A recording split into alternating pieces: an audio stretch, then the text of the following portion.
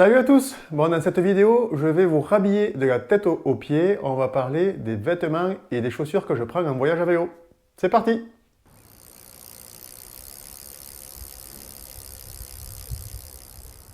Bon, vous avez été plusieurs à me poser la question, à savoir qu'est-ce que j'utilisais comme vêtements et chaussures quand je partais en voyage à vélo, parce que vous avez sans doute remarqué que je n'utilisais pas les habits des cyclistes traditionnels. On va y revenir. Comme vous le savez aussi, tous les produits que je vais vous montrer, ce sont mes produits, ce que j'ai acheté moi-même. Donc n'y voyez pas là une publicité déguisée. Si je cite des marques, c'est uniquement parce que certains d'entre vous vont me le demander. Donc je vous donne cette information. Après, vous en faites ce que vous voulez. Dans cette vidéo, on va donc passer en revue tout ce que je porte de la tête jusqu'aux pieds. Et on va commencer par la tête.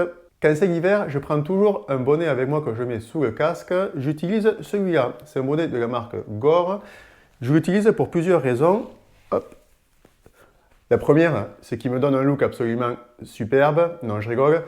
L'avantage principal que je trouve à ce bonnet, en fait, c'est que déjà, il me couvre les oreilles de chaque côté et il ne descend pas trop bas. Donc, en fait, il ne me gêne pas du tout quand il est mis sous le casque.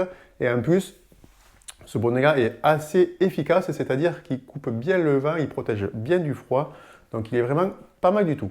Allez, on descend d'un étage, on va passer maintenant au cou. Là, vous ne m'avez pas souvent vu le mettre et pourtant je le prends quasiment à chaque fois. Je parle du tour de cou, qu'on appelle aussi plus communément un bœuf en raison de la marque du même nom. En fait, c'est une espèce de tissu qui vous enroule le cou et ce qui est bien, c'est qu'on peut s'en servir pour tout un tas d'utilisations différentes.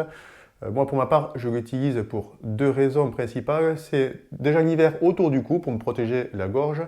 Et aussi en été, lorsque je suis sur des chemins qui sont assez poussiéreux, du coup, je peux le relever au-dessus de la bouche et du nez, et comme ça évite que je mange trop de poussière. Je vous mets une petite image pour vous montrer aussi les différentes utilisations qu'on peut avoir avec ce tour du cou. Vous voyez, on peut faire absolument plein de choses avec, ça ne coûte pas très cher, c'est assez pratique, je trouve. Allez, on va passer au cœur du sujet, aux vêtements.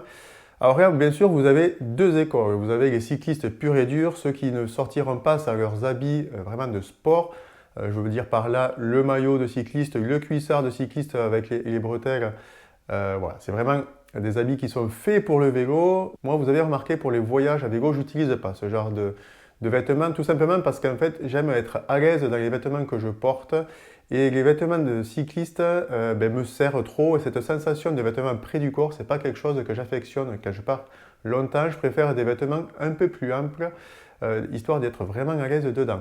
D'ailleurs, c'est vraiment quelque chose de très personnel parce que vous allez trouver des voyageurs à vélo qui, eux, au contraire, vont privilégier les habits près du corps des cyclistes purs et durs. Au début, j'utilisais ces vêtements-là. C'est tout simplement des t-shirts qui sont faits pour n'importe quelle activité extérieure, pour du running par exemple. C'est des habits qui sont vraiment hyper légers, c'est un tissu technique, très respirant. Donc voilà, ça évacue bien la chaleur, c'est léger. Le problème, c'est que ça sent quand même vite la transpiration. Donc moi, je me suis dirigé plutôt vers ce type de vêtements-là. C'est des habits de la marque Vaude. Pour plusieurs raisons. Déjà, le tissu est fait en laine mérinos, en partie en tout cas. Ce qui fait que l'avantage principal, c'est qu'il ne sent pas la transpiration. Vous pouvez l'utiliser 2-3 jours consécutifs après une journée de vélo. Vous n'allez pas sentir la mort. Ça sent un peu quand même le mérinos, mais bon, c'est normal. Rassurez-vous, au bout de 3 jours, quand vous commencez à vous sentir vous-même, il faut quand même penser à changer de t-shirt. Mais blague à part, ces t-shirts, ils sont assez sympas parce que, hormis cet avantage-là de ne pas sentir la transpiration, ils sèchent hyper vite. Une fois que vous êtes en haut d'un col et que vous avez bien transpiré, quelques centaines de mètres plus loin, quelques minutes après, le t-shirt est sec, donc pour ça, c'est pas mal. Par contre, l'inconvénient qu'ils ont, c'est qu'ils ne sont pas ultra respirants dans le sens où ils n'évacuent pas la transpiration immédiatement. Ils vont d'abord l'accumuler, c'est pour ça que vous allez souvent avoir le t-shirt quand même trempé. Mais comme je disais tout à l'heure, ça va sécher assez vite. En tout cas, moi j'en suis assez content parce qu'ils sont très résistants, très costauds. Ça doit faire au moins 3-4 ans que je les ai, ils n'ont pas bougé. Donc ils sont partis pour durer assez longtemps. Quand il fait un peu plus frais, que ce soit l'automne, l'hiver ou le printemps, et même l'été, si on est en montagne, je pars jamais sans prendre un pull. Et voilà, je suis toujours dans la même marque Vaude et j'ai choisi ce modèle-là il y a assez longtemps pour plusieurs raisons. C'est que déjà, il a une ouverture, un zip là, qui va jusqu'au milieu du ventre et ça permet vraiment de bien ventiler le corps quand on commence à pédaler le matin et qu'on commence à avoir assez chaud. Vous savez, ce moment où il fait encore trop froid pour se mettre à l'aise et enlever une couche, mais pas assez pour l'enlever. Donc ce vêtement-là, il est plutôt bien pour ça. Ce qui est sympa aussi, c'est que vous voyez sur la partie qui est bleue, un peu plus claire, en fait, il est doublé. Il y a une couche isolante à l'intérieur. Donc quand vous fermez le zip jusqu'ici, vous pouvez faire des descentes sans problème et sans prendre le risque d'attraper froid au niveau de la poitrine, des épaules. Donc c'est assez bien. J'en prends qu'un seul modèle par contre parce que voilà, ça prend un peu de place et l'utilisation ne se fait pas en principe de manière très intense. Bon, puisqu'on en est à parler du froid, vous savez que la technique principale pour se protéger du froid l'hiver, c'est de multiplier les couches. Donc en plus des deux précédents vêtements que je vous ai montrés, j'utilise ces vêtements-ci l'hiver. Alors ça c'est un vêtement de chez Decathlon, vous voyez Van Rysel, c'est un vêtement technique en fait, fait exactement pour l'hiver. Donc il est très près du corps, il tient chaud et donc voilà, ça coûte pas cher en plus. Sinon, j'ai aussi ce vêtement-là que je peux rajouter. Donc là, vous voyez, ça ferait déjà 4 couches. Il faut vraiment qu'il fasse très froid. Ça, c'est pareil, c'est un vêtement qui est technique, qui est isolant, mais qui est un peu plus large. Bon, en principe, c'est rare quand même que je mette 4 vêtements l'un sur l'autre, parce que comme je transpire assez facilement, ça deviendrait une cocotte minute à l'intérieur. Donc généralement c'est l'un ou l'autre, mais en tout cas voilà, c'est mieux de savoir ce qu'il faut prendre comme habit pour se protéger du froid parce que c'est pas très agréable de pédaler en se caillant les miches. Au-dessus de tout ça, vous le savez, il faut prendre un kawaii, un coupe-vent, et vous le connaissez, celui que je vais vous présenter. C'est le fameux coupe-vent rouge que je porte dans quasiment toutes mes vidéos. C'est un coupe-vent de la marque Gore, comme le kawaii. Alors ce coupe-vent, il est bien pour une chose principale, c'est quand il ne fait pas trop froid, il protège bien du vent et de la fraîcheur, par contre il n'est pas imperméable, c'est-à-dire que quand il brûle, ça va, par contre quand la pluie s'intensifie, il prend quand même l'eau, et d'ailleurs c'est pas fait pour, parce que vous voyez, il n'a pas de capuche. Donc tout simplement quand il pleut beaucoup trop, là, je prends la tenue de pluie que je vous présenterai tout à la fin de la vidéo. On va passer aux mains maintenant. Alors, j'utilise pas de gants de cycliste pour les voyages de tous les jours. Par contre, l'hiver, encore une fois, quand il fait vraiment froid, vous savez, cette sensation des doigts qui sont vraiment très raides, les bouts des doigts là, qui sont très froids, pour s'en prémunir, j'utilise des gants. J'avais acheté ceux-là, ceux de la marque Mavic, les gants Essential Thermo, je crois que c'est la référence exactement. Bon, ils ne sont pas terribles. Ils sont pas terribles. La seule chose qui est de bien, en fait, ce sont ces renforts et ces coussinets au niveau des points de pression, des points de contact qu'il y a la main avec le guidon. Mais sinon, ils ne protègent pas hyper bien du froid. Je n'en suis pas très content.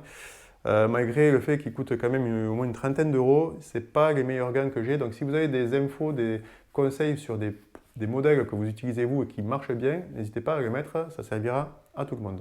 Allez, on va descendre d'un cran, on va passer au-dessous du niveau de la ceinture. On va parler des sous-vêtements. Alors comme je vous disais tout à l'heure, moi je n'utilise pas de cuissards de cycliste, c'est-à-dire ceux qui sont vraiment rembourrés, vous savez, les cuissards près du corps. J'utilise des shorts, on y reviendra un petit peu plus après. Donc ça veut dire que j'utilise des sous-vêtements.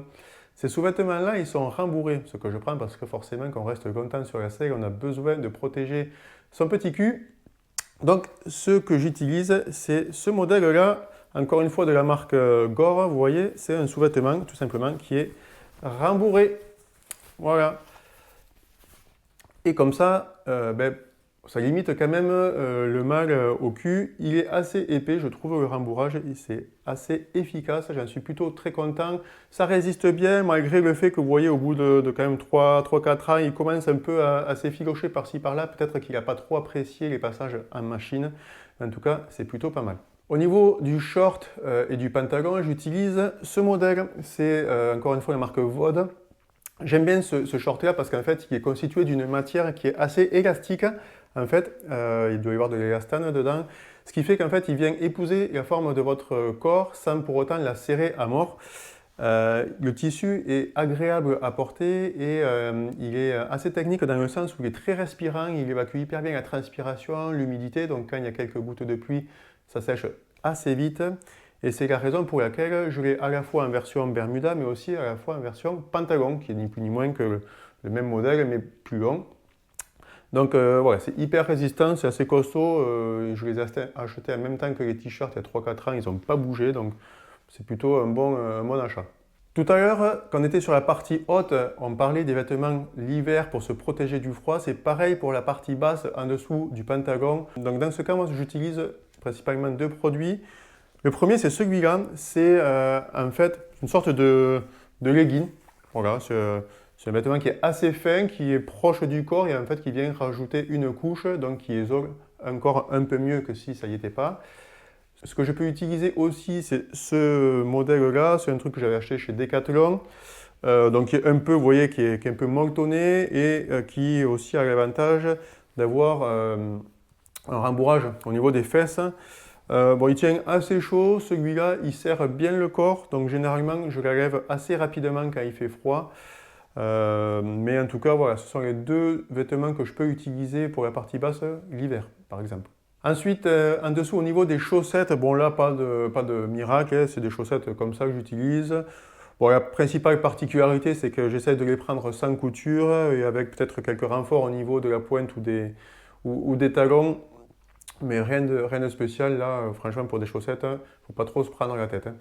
Au niveau des chaussures, maintenant, vous avez dû voir sur mes vidéos que je n'utilise pas de chaussures avec des pédales automatiques, c'est-à-dire les chaussures, vous savez, avec la cale dessous pour venir s'enclencher dans la pédale.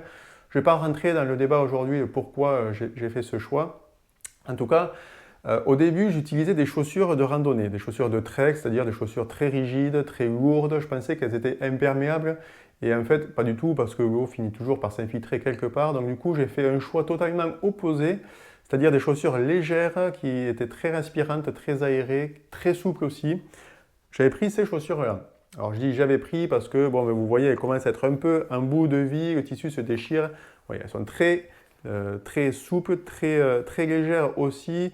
Évidemment, elles ne sont pas du tout imperméables. L'avantage qui était pas mal aussi, c'était qu'elles avaient assez de crampons, donc on pouvait vraiment avoir une bonne accroche aux pédales. Ben, vous voyez que d'ailleurs au niveau de la pédale, c'est un peu plus usé que ailleurs sur la semelle. C'était pas mal. J'utilise aussi une autre paire de chaussures. Il s'agit de cette paire de chaussures. Alors, cette paire de chaussures, elle est un peu différente dans le sens où déjà elle a une semelle qui est plus lisse. Donc c'est vrai que quand il pleut, ça accroche un peu moins à la pédale. Par contre, ces chaussures-là, elles sont super parce qu'elles sont très respirantes. Elles passent à la machine à laver. Et surtout, elles coûtent pas cher. C'est un modèle qui était chez Decathlon, qui coûtait à l'époque 10-12 euros, je crois. La dernière paire, moi, m'a duré mais des années.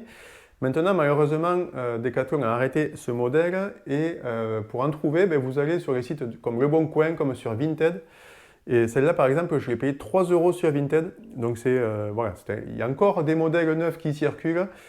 Donc, c'est vraiment pas mal. Je pense que je vais peut-être m'en acheter une paire ou deux de plus avant que ça commence à se faire rare sur ces sites. Voilà, vous avez vu à peu près tous les vêtements que je porte, sauf la tenue de pluie, je vais la présenter juste après ça. Hormis le fait, en fait que tous ces vêtements ont des caractéristiques techniques voilà, telles qu'elles sont, le principal avantage que j'y trouve aussi, c'est que par rapport aux habits de cycliste pur et dur, ces habits-là que je porte me permettent d'aller me balader comme un civil. Je n'ai pas l'air d'un sportif, voilà, je peux me balader partout et faire des courses. Porter ces habits aussi pendant des jours de repos, de voyage. Donc ça aussi, je trouve ça assez bien. Et puis voilà, la principale raison, comme je vous l'ai dit au début, c'est que je me sens à l'aise dans ces vêtements et c'est vraiment ce qu'il vous faut. Il faut bien se sentir dans les habits qu'on porte. Bon, et puis je vous l'ai promis, je vais parler de la tenue de pluie. Alors la tenue de pluie, moi je la range dans cette poche-là qui rentre dans la poche extérieure de mes sacoches. Je ne vais pas la sortir parce qu'elle est bien rangée, mais je vais vous la montrer là en image. C'est la tenue de pluie de la marque Vaude. Elle est bien parce que déjà elle est en deux éléments, le bas, le pantalon et la veste. C'est très imperméable, c'est vrai que ça fonctionne très bien. La veste par contre, elle est un peu chaude, je trouve. L'inconvénient, je vais vous le dire, c'est le fait que c'est pas respirant. Donc quand vous faites un effort avec cette tenue de pluie imperméable, forcément vous transpirez dedans. Donc vous êtes quand même mouillé à l'intérieur, mais ce n'est pas par l'eau de pluie, c'est par votre propre transpiration. Et en même temps, je ne sais pas si ça existe, une tenue de pluie qui soit à la fois respirante et imperméable, quoique maintenant tout existe, donc ça ne m'étonnerait pas. Je ne vais pas vous parler des surchaussures dans cette vidéo parce que j'ai eu une mauvaise expérience avec cet hiver sur la Seine à vélo. J'en avais acheté pour me protéger les pieds du froid. C'était la marque BBW, je les avais payées assez cher, plus de 40 euros. Et en fait, elles m'ont duré 3 jours. Au bout des 3 jours, elles étaient complètement déchirées, toutes les coutures avaient craqué. Bref, je suis allé les ramener en magasin pour me faire rembourser et je pense que je ne suis pas prêt de réinvestir dans cet équipement-là. Je ne suis pas sûr d'ailleurs que ce soit un bon investissement pour ma pratique du vélo, mais bon, bref. Côté prix, pour tous ces vêtements, évidemment, là, vous avez de tout, du pas cher, du très cher. Ça peut monter très très vite et très très haut en prix en fonction des vêtements que vous allez choisir. Donc, pourquoi pas tournez-vous vers le marché de l'occasion. Vous voyez, on peut trouver des produits qui sont neufs ou très peu utilisés à des coûts moindres. Donc, forcément, ça permet d'adapter son budget en conséquence. En tout cas, choisissez bien les vêtements que vous allez porter. Essayez-les avant de les acheter. C'est le conseil que je peux vous donner. Voilà, moi comme vous l'avez vu, j'ai misé sur la qualité qui coûte peut-être un peu plus cher, mais en tout cas, je m'y retrouve. Tous les vêtements que j'ai achetés il y a plusieurs années sont toujours en très bon état et vont durer encore longtemps. Donc bon, il n'y a pas de secret, la qualité, ça a un prix, mais ça dure quand même pas mal de temps. Et toi, qu'est-ce que tu utilises comme vêtements en voyage à vélo? Est-ce que tu as des astuces, des conseils, des bonnes idées que tu pourrais me partager? Ça pourrait aussi profiter à tout le monde, donc écris ça en commentaire. Si tu as aimé la vidéo, n'hésite pas à la liker, à la partager. Abonne-toi aussi à la chaîne si ce n'est pas déjà fait pour être prévenu de la publication de mes prochaines vidéos. On se retrouve très bientôt. Salut!